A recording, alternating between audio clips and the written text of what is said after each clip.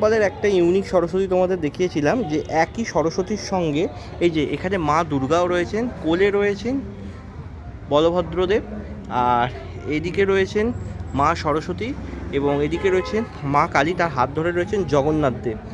তো এই ইউনিক সরস্বতী ঠাকুরটা তোমাদের সঙ্গে একটু শেয়ার করি। এই যে এখানে রয়েছেন জগন্নাথ দেব, মা কালী। মা কালীর এখনও যদিও বা পুরো কমপ্লিট হয়নি, মানে চক্ষুদান এখনও কমপ্লিট হয়নি, কমপ্লিট হলে আরও সুন্দর লাগবে। আর এই হচ্ছে পুরো চালচিত্রটা, আর এই হচ্ছে মা সরস্বতী। আর মাকে এখানে পুরো বেনারসি কাপড় পরানো হয়েছে, দেখেছো? পুরো বেনারসি কাপড় এখানে মাকে পরানো হয়েছে, আর সেইটাতে অপূর্ব লাগছে। আর এখানে রয়েছেন জগন্নাথ দেব, আর ওখানে মা দুর্গা রয়েছেন। এই ঠাকুরটা খুব দারুণ হয়েছে, খুব সুন্দর লাগছে আমার দেখতে।